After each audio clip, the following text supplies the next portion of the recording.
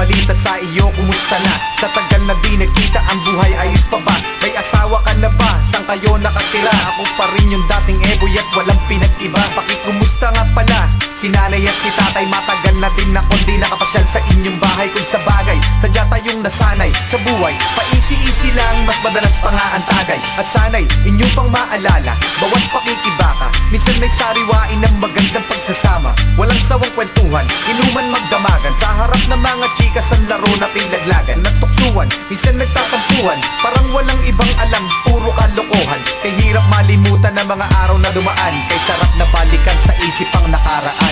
Putol, ang awit na ito'y alis sa inyo. putol, Kumusta na mga kapatid ko?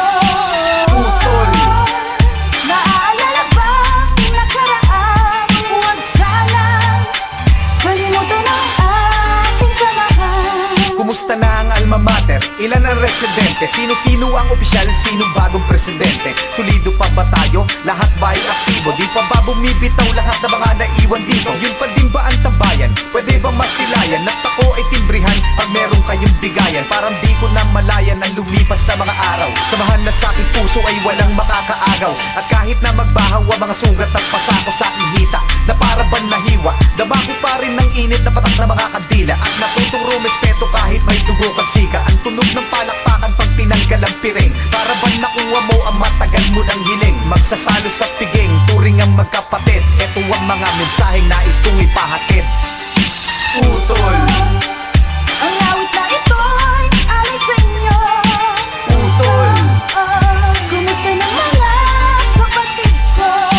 putol, Naaalala bang nakaraan? Huwag sanang kalimutan ang ating samahan. At kahit na pinagalitan ng magulang sa pagsama, at lagi nasa sermonan dahil ako'y inuumaga, ang dami daw konsekwensya, sa iba may diferensya. Walang may dudulot na mabuti at masama ang impluensya. Ngunit sa aking konsensya may ibang paniniwala, kanya-kanya lang unawa, tayo di na mga bata. Basta't wag lang tapakan ng prinsipyo at kapatiran. Wala dapat pagtalunan, may tamang pangangatwiran. Ang aral ko natutunan, gagamitin at puhunan. Sa sariling paraan ng lipunan ay tutulungan. At itrato ang iba sa paraan na kung paano mo gusto na itrato ka rin nila, mag-iiba ang paningin at pananaw ng mga tao sa mundo. Na tayo'y mga edukado at hindi mga sanggano. Kahit gaano kakatapang ay marunong kang gumalang. Kapag may kasalanan ay tumatanggap ng salang. Tayo ay rumerespeto sa marunong rumispeto, at handa ko ipagmalaki sa kahit na anong aspeto. Ngayon ang mga sikreto gagawin ko ng legal, at masarap lang ang pagbati kong ang ese capital.